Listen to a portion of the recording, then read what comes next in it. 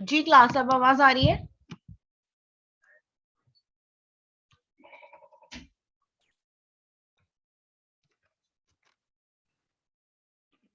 Okay, I guess hands free का कोई issue था।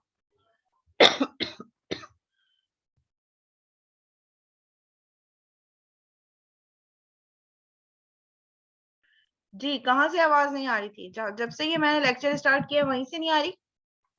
ब्रेक के बाद से?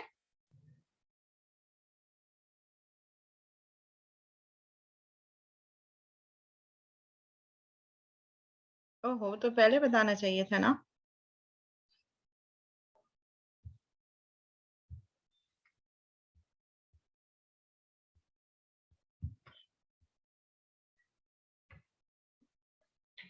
ओके, सो हमने देखा कि सीरियलाइज करने के लिए कि जो है हमारे पास दो ऑप्शंस होते हैं। एक लॉकिंग मैकेनिज्म होता है हमारे पास, एक हमारे पास टाइम स्टैम्प होता है।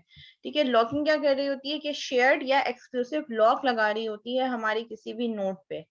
टाइम स्टैम्प क्या करेगी, हर ट्रांजेक्शन के साथ एक टाइम स्टैम्प उसका बता देगी कि वो ट्रांजेक्शन कब अराइव हुई। ठीक है, सो लेट सपोज अगर मैं कह रही हूँ कि मेरे पास एक ट्रांजेक्शन है T1, ठीक है, लेट सपोज मैं कह रही हूँ कि मेरे पास एक ट्रांजेक्शन है T1 और इसका टाइम स्टैम्प है 1, मींस अराइवल टाइम, कि ये कब अराइव हुई, इसको 1 सेकंड पे एग्जीक्यूट होना है। एक और ट्रांजेक्शन है T2, उसका टाइम स्टैम्प है 2। We have another transaction T3 जिसका टाइम स्टैम्प है 3। We have another two many transactions. Another transaction is T8 whose time stamp is 8। तो एक पॉइंट यहाँ पे हमें ये कह रहा है कि जितना ज्यादा ग्रेटेस्ट टाइम स्टैम्प की वैल्यू होगी उतनी यंगेस्ट ट्रांजेक्शन होगी। ठीक है, जिस ट्रांजेक्शन का टाइम स्टैम्प जितना ग्रेटर होगा उतनी ही वो ट्रांजेक्शन यंगेस्ट ट्रांजेक्शन होगी। जितना ही ट्रांजेक्शन टाइम स्टैम्प टाइम कम होगा उतनी ओल्डेस्ट ट्रांजेक्शन होगी। अगर हम T1 से T8 पे देखें तो सबसे पहले कौन सी अराइव हुई थी, T1, तो सबसे ओल्डेस्ट ट्रांजेक्शन कौन सी है, T1। और अगर हम टाइम स्टैम्प की बेसिस पे देखें तो सबसे यंगेस्ट ट्रांजेक्शन कौन सी है, जो बिल्कुल लेटेस्ट अभी आई है, जो या जो सबसे एंड में एग्जीक्यूट हुई है, दैट इज T8। तो हर ट्रांजेक्शन के साथ उसका एक टाइम स्टैम्प जो बेसिकली एक आइडेंटिफायर है, जो उस ट्रांजेक्शन का रिलेटिव ऑर्डर बता रहा है कि ये ट्रांजेक्शन कब जो है वो इनिशिएट होगी या कब एग्जीक्यूट होगी। N identifier that determines the relative order of the transaction, कि वो ट्रांजेक्शन किस ऑर्डर में एग्जीक्यूट होगी। Greater time stamp younger the transaction, जितना टाइम ग्रेटर होगा टाइम स्टैम्प का उतनी ही वो ट्रांजेक्शन यंगर होगी। जितना टाइम छोटा होगा टाइम स्टैम्प उतनी ही ओल्डर आपके पास ट्रांजेक्शन होगी। The transaction operations are allowed in the time stamp order. उस ट्रांजेक्शन पे कौन कौन से ऑपरेशंस परफॉर्म होने, रीड करना है x को, राइट करना है y को, जो जो ऑपरेशंस परफॉर्म होंगे these are allowed in the time stamp order. वो टाइम स्टैम्प में ही आप उसका ऑर्डर डिटरमाइन करेंगे कि वो रीड कर रहा है या वो राइट कर रहा है। Time stamps are also allocated to data items as well. हम टाइम स्टैम्प जो है वो अपने डेटा आइटम्स को भी दे सकते हैं। लेट सपोज अगर कोई वेरिएबल है या कोई भी हमारे पास डेटा आइटम है, हम उसके साथ भी टाइम स्टैम्प का आइडेंटिफायर यूज कर सकते हैं। We have two problems associated with time stamp. जब हम टाइम स्टैम्प की बात कर रहे हैं तो टाइम स्टैम्प में हमारे पास जो है वो दो तरह के जो है वो प्रॉब्लम आ सकते हैं। वो दो तरह के प्रॉब्लम क्या आते हैं हम डिस्कस करेंगे। Problem number 1, when a transaction wants to read an item that has been updated by a younger transaction। ठीक है, लेट सपोज हमारे पास एक ट्रांजेक्शन है जिसको एक आइटम रीड करना है और उसको जिसने अपडेट कर दिया एक यंगर ट्रांजेक्शन है।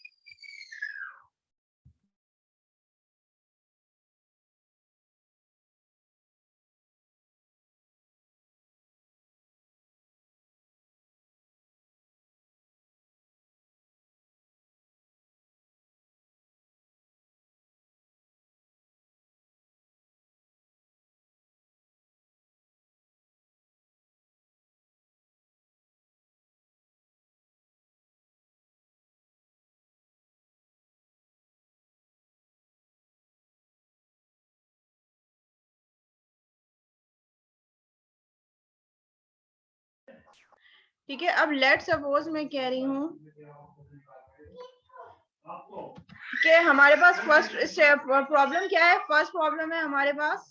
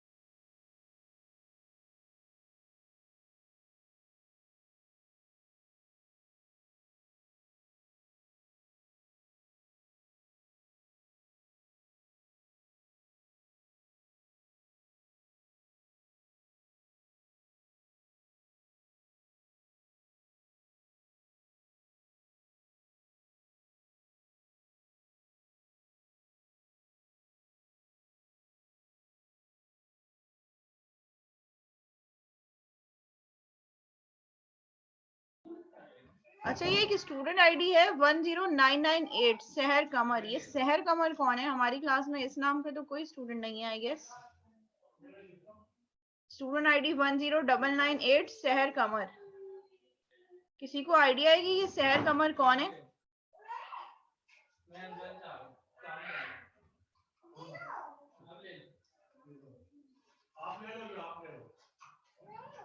आप क्या लोगे?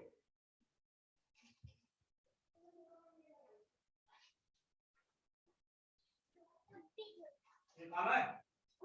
ये है।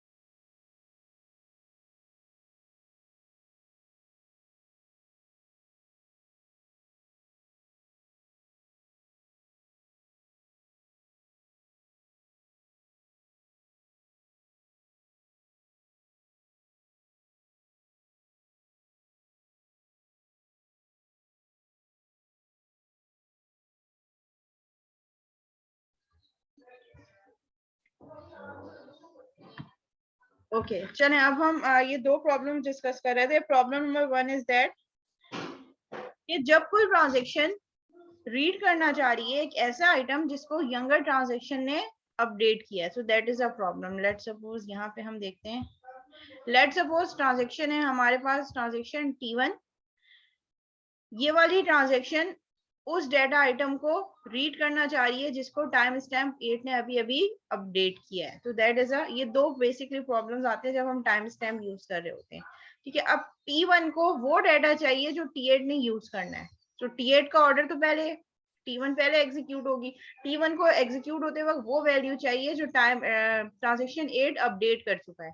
लेकिन ऑर्डर क्या है कि T1 पहले एग्जीक्यूट होगा और T8 बाद में एग्जीक्यूट होगा। लेकिन इसको वो वैल्यू चाहिए जो T8 ने अभी अभी अपडेट की है। लेकिन उस टाइम पे जब T8 अपडेट करेगा तो T1 ऑलरेडी उस टाइम पे एग्जीक्यूट हो चुकी होगी। If we are going to view the second problem is that our transaction wants to write an item. एक ट्रांजेक्शन ने एक आइटम राइट करना है दैट हैज बीन रीड और written by a younger transaction. Same वैसी problem है हमारे पास। Let's suppose हमारे पास जो ट्रांजेक्शन है T2 को रीड एक राइट ऑपरेशन परफॉर्म करना है एक ऐसे वेरिएबल पे जिसपे T8 ने अभी अभी रीड या राइट ऑपरेशन परफॉर्म किया है। लेकिन अगेन जब हम इसका ऑर्डर देखें तो T2 पहले एग्जीक्यूट होगा और T8 उसके बहुत बाद में एग्जीक्यूट होगा। लेकिन T2 को वो वैल्यू चाहिए जो T8 ने रीड या राइट अभी अपडेट किया है। तो these are the two problem जो हमारे पास टाइम स्टैम्प सिस्टम में हम जो है वो अकर होते हैं। So versions of data items हम कैसे देख रहे होते हैं? First problem is met by maintaining multiple versions of data items. आप क्या करें, आप डेटा आइटम्स के साथ साथ रीड और राइट टाइम स्टैम्प मेंशन कर दें कि कौन सी ट्रांजेक्शन इस पे जिस ट्रांजेक्शन ने जो ऑपरेशन परफॉर्म किया है वो नंबर यहाँ राइट कर दें। तो ये टाइम स्टैम्प हमें क्या बता रहा है? ये that is a data item value जिसकी 742 है। इस पे रीड ऑपरेशन ट्रांजेक्शन 6 ने परफॉर्म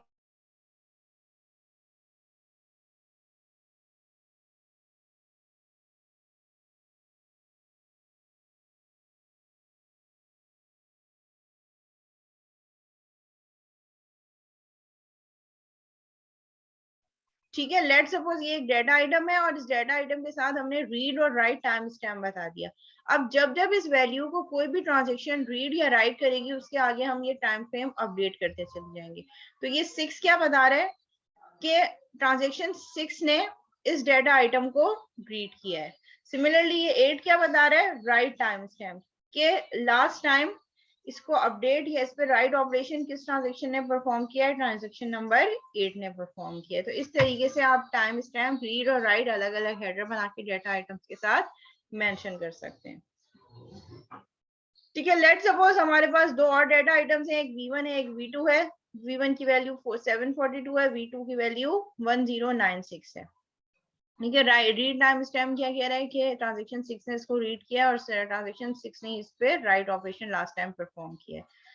जो हमारे पास डेटा आइटम 2 है, इस पे रीड ऑपरेशन ट्रांजेक्शन 9 ने परफॉर्म किया और ट्रांजेक्शन 9 ने ही इस पे राइट ऑपरेशन परफॉर्म किया है। अब एक सिनेरियो उन्होंने क्या दिया है, transaction and 8 wants to read the data item this one. ठीक है, जो ट्रांजेक्शन 8 जो है वो रीड करना चाह रही है डेटा आइटम, तो हम इसको कैसे अपडेट कर देंगे, हम 6 को हटा के, अब लेट्स सपोज ट्रांजेक्शन 8 ने इस डेटा आइटम को रीड कर दिया। अब इसने जैसे ही रीड करा तो हम 6 को रिमूव कर देंगे और यहाँ पे नई वैल्यू अब क्या आ गई, ट्रांजेक्शन नंबर 8 जिसने अब इस डेटा वैल्यू को रीड किया है। Transaction at 8 gets the smaller nearest value, read time stamp is change. अब हमारे पास रीड टाइम स्टैम्प चेंज हो गया। सिमिलरली अगर मैं कहूँ कि ट्रांजेक्शन, एक और ट्रांजेक्शन है ट्रांजेक्शन नंबर 11 जो कि राइट ऑपरेशन परफॉर्म करना चाह रही है V1 पे, तो फिर हम राइट टाइम स्टैम्प यहाँ पे अपडेट कर देंगे और यहाँ पे हमारे पास 11 आ जाएगा। तो इस तरीके से जब भी कोई ट्रांजेक्शन किसी भी डेटा वैल्यू पे कोई रीड या राइट ऑपरेशन परफॉर्म करना चाहे तो हम उस पर क्या करेंगे, हम उसका ऑर्डर चेंज करते चले जाएंगे। Write requires when an item read और रिटन बाय स्मॉलर ट्रांजेक्शन। ठीक है, transaction 7 wants to write the item. अब हम यहाँ पे कह रहे हैं कि ट्रांजेक्शन 7 है वो रीड करना चाह रही है, तो जब हम रीड करेंगे तो हम हमेशा किस ऑर्डर में जाएंगे, इंक्रीजिंग ऑर्डर में। जैसे हम यहाँ पे आए तो हम प्रीवियस में नहीं जा सकते क्योंकि अभी इस पे रीड ऑपरेशन किसने परफॉर्म किया है, 9 ने, तो हम 9 से पहले 8 नहीं दे सकते, लेकिन 6 के बाद 8 दे सकते हैं। तो हमेशा इंक्रीजिंग ऑर्डर में आप इंक्रीमेंट करते रहेंगे, ये जो उसकी सबसे नियरेस्ट वैल्यू है, क्योंकि 9 तो एग्जीक्यूट हो गई, अब 9 के बाद हम 8 को दोबारा तो एग्जीक्यूट नहीं कर सकते, लेकिन 6 के बाद 8 एग्जीक्यूटेबल है। ठीक है, तो हमने क्या किया, 6 को रिमूव करके 8 कर दिया। इसी तरह सिमिलरली अगर हम कह रहे हैं कि हमारे पास रीड और राइट टाइम स्टैम्प क्या है, 8 और 9, अब हम कह रहे हैं कि 7 राइट परफॉर्म करना चाह रहे हैं, तो जब हम 7 राइट परफॉर्म करना चाहेंगे तो 7 यहाँ पे आ सकता है, यहाँ नहीं आ सकता क्योंकि ट्रांजेक्शन 9 ऑलरेडी कमिट हो चुकी है, एग्जीक्यूट हो चुकी है। अब उसके बाद हम 9 को रिवर्स में नहीं चलाएंगे, हम कहेंगे कि 6 के बाद 7 ऑपरेट हो सकता है, तो यहाँ पे हम इसको कट करके 7 अपडेट कर सकते हैं। तो ये हमारे पास रीड और राइट वाला प्रॉब्लम, जो दो प्रॉब्लम देखे थे हमने, उसको हम इस तरीके से, ये जो दो प्रॉब्लम देखे थे इसको हम इस तरीके से ओवरकम कर सकते हैं, लाइक दिस। तो यहाँ पे 7 अगर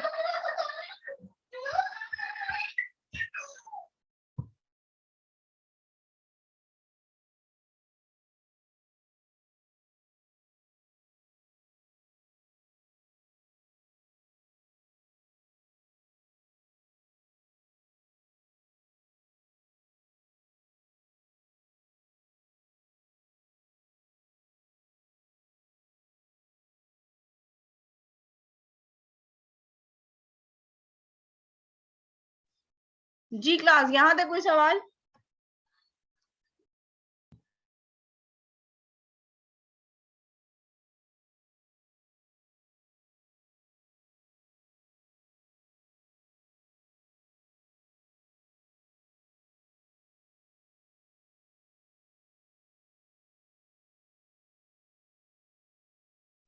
ओके, तो ये वाला चैप्टर जो है ये हमारा कंप्लीट हो गया। इसमें हमने दो चीजें देखी, इसमें हमने देखा कि हमारे पास ट्रांजैक्शंस क्या होती हैं, ट्रांजैक्शन में वी हैव मल्टीपल ऑपरेशंस। हमने टू जो है वो स्टेट देखे ट्रांजैक्शन के, ट्रांजैक्शन कैन बी कमिटेड अगर वो सक्सेसफुली कंप्लीट हो गई है, और ट्रांजैक्शन कैन बी अबॉर्टेड अगर उसको एग्जीक्यूट होते हुए बीच में कोई प्रॉब्लम आए। दो ही स्टेट होंगे, या तो वो ट्रांजैक्शन कंप्लीटली फुलफिल होगी या नहीं होगी, इन बिटवीन कोई पार्शियल स्टेट नहीं होगा। तो अगर हम इस चैप्टर को समराइज करें तो हम इसको समराइज कैसे कर सकते हैं, हम इसको समराइज कर सकते हैं like we have transaction management concept TM, जिसमें हमारे पास टू जो है वो वेज हैं ट्रांजैक्शन के, आइदर कमिटेड यानी कि अगर सक्सेसफुल हो गई, और अबॉर्टेड। ठीक है, ये दो चीजें हमने पढ़ी। उसके बाद हमने नेक्स्ट क्या देखा कि ट्रांजैक्शन मैनेजमेंट के अंदर हमारे पास दो चीजें आती हैं, एक आती है हमारे पास डेटाबेस रिकवरी जो हम लॉग फाइल से मेंटेन कर रहे होते हैं, और दूसरी आती है हमारे पास टू मैकेनिज्म यूज होते हैं हमारे पास ट्रांजैक्शन मैनेजमेंट में। First one is database recovery through log file, कि हम अपने डाटा को डायरेक्ट जो ट्रांजैक्शन हो रही है वो डेटाबेस में इनपुट ना करें। ये मैं समराइज उन लोगों के लिए कर रही हूँ जिन लोगों ने लेट ज्वाइन किया या जो फर्स्ट सेशन में नहीं थे। ठीक है, तो यहाँ पे हमारे पास transaction management, TM stands for transaction management. ठीक है, ट्रांजैक्शन मैनेजमेंट में हमारे पास दो जो है वो वेज हो सकते हैं, दो फेज हो सकते हैं ट्रांजैक्शन के, एदर कमिटेड और अबॉर्टेड। या तो कंप्लीट होगी या तो नहीं होगी, नो पार्शियल स्टेट, कोई पार्शियल स्टेट नहीं हो सकता, या तो पूरी की पूरी ट्रांजैक्शन होगी या फिर कुछ भी नहीं होगा। ट्रांजैक्शन मैनेजमेंट के दो मैकेनिज्म है हमारे पास, एक डेटाबेस रिकवरी और एक कंकरेंसी कंट्रोल। डेटाबेस रिकवरी हमें क्या कह रही है? डेटाबेस रिकवरी हमें ये कह रही है कि हम अपने डाटा को डायरेक्ट डेटाबेस में डंप करने के बजाय रैम में एक लोकल बफर बनाएं जिसमें वो डाटा जो ट्रांजैक्शन हो वो परफॉर्म हो और फिर उस लोकल बफर से हमारे डीबी में ट्रांसफर हो। और क्योंकि ये दो चीजें हैं तो ट्रांसफर टू TBMS इसमें कुछ डिले आता है, और अगर उस डिले के दौरान कुछ क्रैश आ जाए सिस्टम में तो फिर हमने वो जो लॉग फाइल बनाई है उस लॉग फाइल से हम वो डाटा रिट्रीव करके फिर DBMS में रिकवरी मैनेजर हमारा जो है वो अपडेट होता है। In case of recovery manager invoke जब हमारे पास इफ एनी सिस्टम फेलियर अकर होगा। ठीक है, सेकंड हमारे पास था कंकरेंसी कंट्रोल। कंकरेंसी कंट्रोल हमें क्या कह रहा है? Multiple users can access database.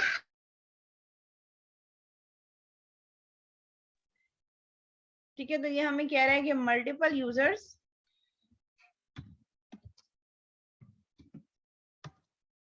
Can access DB at same time. तो अब जब सेम टाइम पे वो मल्टीपल यूजर एग्जीक्यूट कर रहे हैं तो उनकी मल्टीपल ट्रांजैक्शंस होंगी।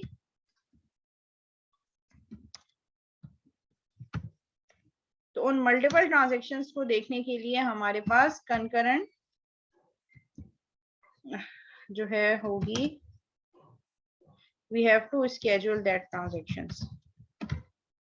ठीक है, स्केड्यूलिंग आएगी हमारे पास। जब हम स्केड्यूलिंग की बात कर रहे हैं तो scheduling is of two types, serial scheduling और कंकरेंट। ठीक है, अगर तो हम कह रहे हैं कि हमारे पास सीरियल है तो सीरियल में लेट सपोज अगर मैं कह रही हूँ कि दो ट्रांजैक्शन है, एक T1 और एक T2। If we have two transactions तो उसका क्या पैटर्न होगा कि पहले T1 एग्जीक्यूट हो और फिर T2 हो। एक ये पॉसिबल वे बन सकता है। दूसरा क्या बन सकता है कि पहले ट्रांजैक्शन T2 हो और फिर ट्रांजैक्शन T1 हो। और अगर हम कंकरेंट की बात करें तो कंकरेंट में हम पैरेलल में चला सकते हैं कि कुछ पोर्शन ऑफ ट्रांजैक्शन 1 एग्जीक्यूट हो, फिर T2 हो, फिर T2 हो, फिर T1 हो, फिर T1 हो। इस तरीके से हम पैरेलल में इसको एग्जीक्यूट कर सकते हैं कि कुछ ऑपरेशन T1 के चलें, फिर T2 के चलें, फिर T2 and T1 and T1। तो ये जो कंकरेंट है ये यूजुअली हम तब कर रहे होंगे जब हमारे पास इंटरलीव ट्रांजैक्शन होंगी। Interleave transaction means multiple users parallel में ट्रांजैक्शन कर रहे हैं। मैं भी कीट एलएमएस यूज कर रही हूँ, आप भी कीट एलएमएस यूज कर रहे हैं, हम पैरेलल एग्जीक्यूट कर रहे हैं। मैं अपना डेटा देख रही हूँ, आप अपना, लेकिन एक की ट्रांजैक्शन दूसरे से अफेक्ट ना हो और सबकी ट्रांजैक्शन पैरेलल में चले। तो ये इंटरलीव ट्रांजैक्शंस है। तो इसके लिए हम कंकरेंट, इसके लिए हमें क्या करना पड़ेगा? सीरियलाइजेबिलिटी का कॉन्सेप्ट यूज करना पड़ेगा। Serializability again is of two types. ठीक है, सीरियलाइजेबिलिटी में हमारे पास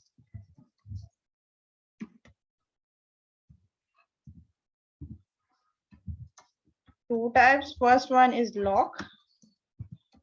locking and second one is time stamping.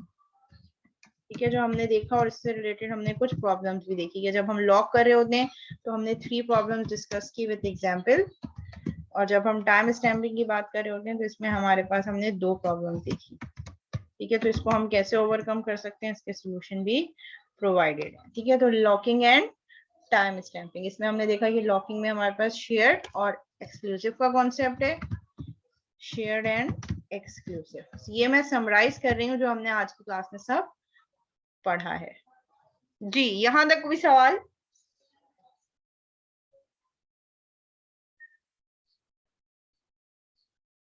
Ji class, कोई क्यूरी है, कोई सवाल है तो आप लोग पूछ सकते हैं।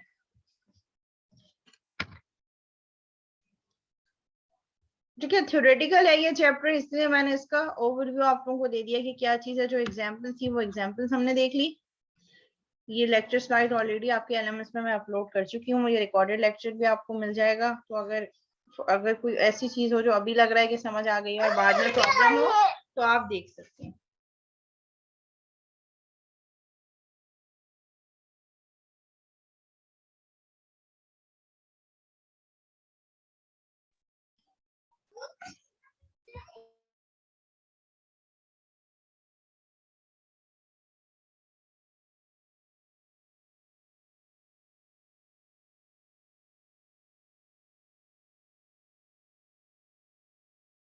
अच्छा, इसका मतलब यहाँ तक अब कोई क्यूरी, कोई सवाल नहीं है।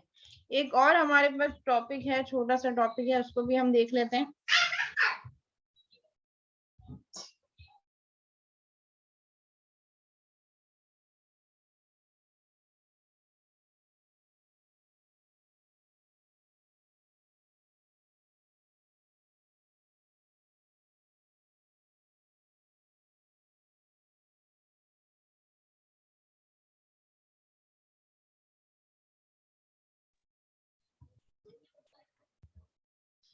N introduction to MongoDB. MongoDB जिस तरह एसक्यूएल सर्वर एक डेटाबेस है, डेटा को सेव करने के लिए, इसी तरह हमारे पास मोंगोडीबी भी एक डेटाबेस है।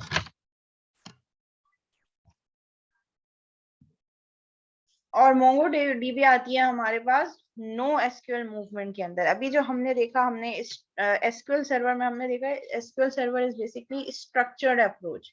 Structured SQL stand for structured Curie language, जिसमें हम टेबल्स बनाते हैं। टेबल का एक फॉर्मेट डिफाइन है कि कितने कॉलम्स होंगे, कॉलम का कितना साइज होना चाहिए, ईच एंड एवरीथिंग स्ट्रक्चर, जिसको हम स्कीमा कह रहे हैं, वो स्कीमा पहले से प्री डिफाइन है।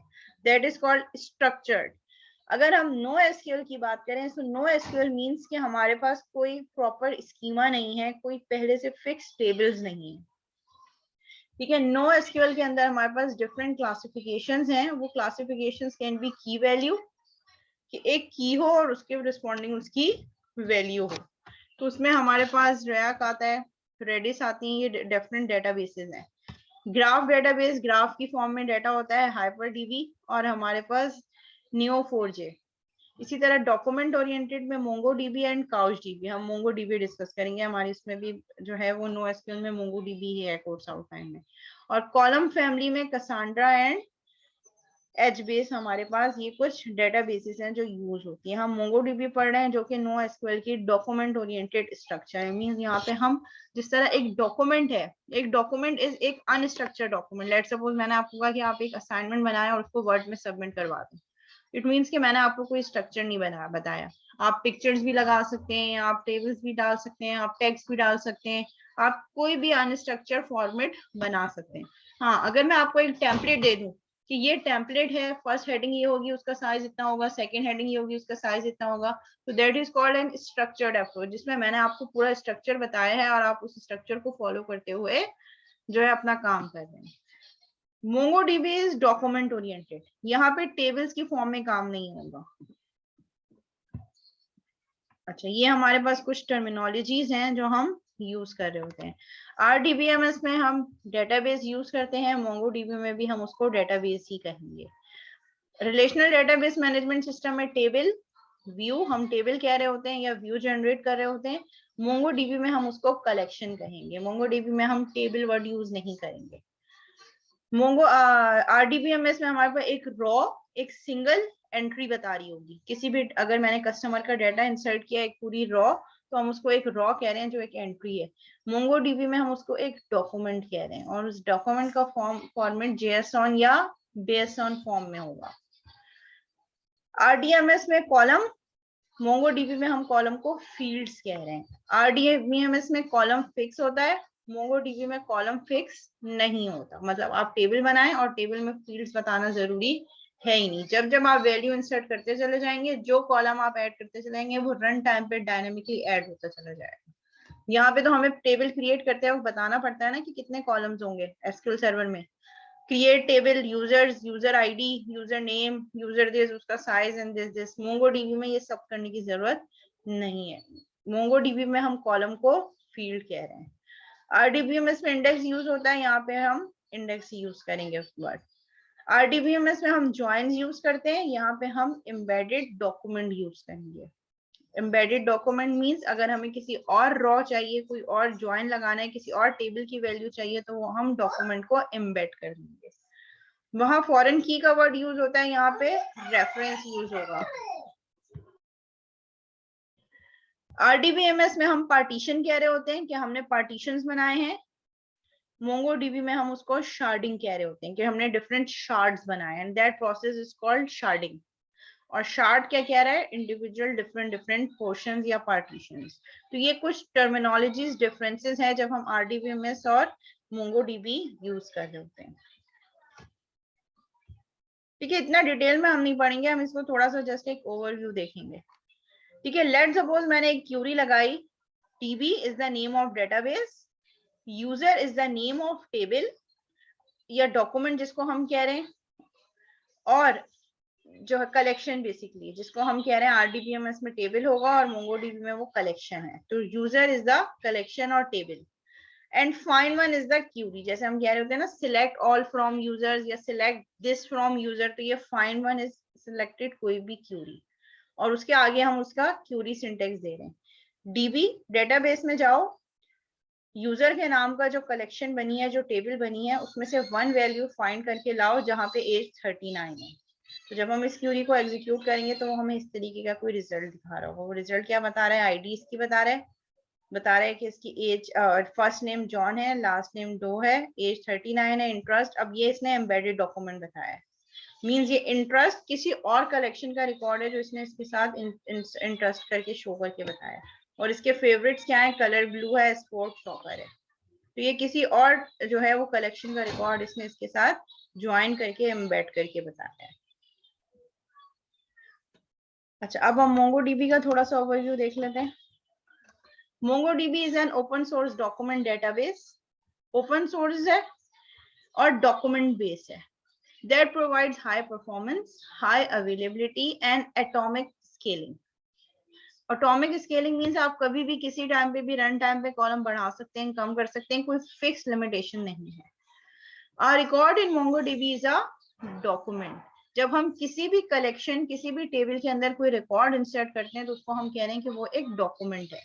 और उसमें अगर किसी और कलेक्शन या डॉक्यूमेंट का रिजल्ट आ रहा है तो हम उसको कह रहे हैं कि एम्बेडेड डॉक्यूमेंट भी हो सकती है, जैसे कि ये हमने पीछे एक जो एग्जांपल देखी थी यहाँ पे ये वाली। तो इसमें ये पूरी एक डॉक्यूमेंट है, ये जो एक रिकॉर्ड ये वो लेकर आ रहा है जिसके एज 39 है, एक रिकॉर्ड लेकर आ रहा है, ये पूरी एक डॉक्यूमेंट है, और इस डॉक्यूमेंट के साथ इसने एक और दो डॉक्यूमेंट्स और एम्बेड किए हैं, एक इंटरेस्ट की और एक फेवरेट की, ये एम्बेडेड है। Which is a data structure composed of fields and value pair as this. Let's suppose ये हमारे पास एक डॉक्यूमेंट है, एक रिकॉर्ड है जिसका नाम ABC है, जिसकी एज 18 है और जेंडर मेल है। तो ये इसकी फील्ड है और ये इस फील्ड की वैल्यू है। मतलब जैसे हम कॉलम कह रहे हैं, जैसे कॉलम का नाम नेम है और उसकी वैल्यू ABC है, नेक्स्ट कॉलम एज है, इसका नाम 18 है। अब हर डॉक्यूमेंट का स्ट्रक्चर दूसरे डॉक्यूमेंट के स्ट्रक्चर से सेम होना जरूरी नहीं है। मतलब ऐसा हो सकता है कि एक ही टेबल में 3 यूजर्स का रिकॉर्ड हो लेकिन उनकी फील्ड डिफरेंट हो सकती है। हो सकता है एक में आप कहें कि कस्टमर है तो एक में कस्टमर की आईडी और नेम है सेम ही टेबल के अंदर, दूसरे के अंदर कस्टमर का नेम, उसका एड्रेस और फोन नंबर है, और थर्ड रिकॉर्ड में कस्टमर का नाम और उसका ईमेल एड्रेस हो सकता है। तो ये कोई फिक्स नहीं है कि कॉलम सेम हो, अलग अलग कॉलम्स हैं जिसको हम एटॉमिक ऑटोमेटिक स्केलिंग कह रहे हैं कि आप रन टाइम पे वैल्यू देते हुए कॉलम का साइज कम या डिक्रीज कर सकते हैं। Significantly, MongoDB supports neither joins nor transactions. ना तो यहाँ पे transactions होती हैं MongoDB में, ना ही joins को support करता है। Instead of table, a MongoDB database stores its data in collections. यहाँ पे हम tables नहीं कह रहे होते, यहाँ पे हम कह रहे होते हैं कि MongoDB database को कहाँ store करता है in terms of collection. A collection holds one or more documents. एक collection में एक से ज्यादा records हो सकते हैं और उनको हम कहेंगे कि वो documents हैं। Which corresponds to a record or a raw in a relational database table, जो कि equivalent होगा DBMS में रखे हुए एक raw के equivalent। And each document has one और मोर फील्ड्स, और हर रो का एक या एक से ज्यादा कॉलम्स हो सकते हैं, which corresponds to a column in a relational database table, जो कि इक्विवेलेंट होंगे डेटाबेस के टेबल के। अच्छा, मीटिंग एंड हो रही है, सेम मीटिंग आईडी पे फौरन ज्वाइन करेंगे विदाउट एनी डिले। 1 मिनट रह गया आई गेस। फिर उसके बाद ही मैं फिर मोंगोडीबी की क्यूरीज और फिर उसके साथ साथ हम एसक्यूएल की इक्विवेलेंट क्यूरीज देखेंगे।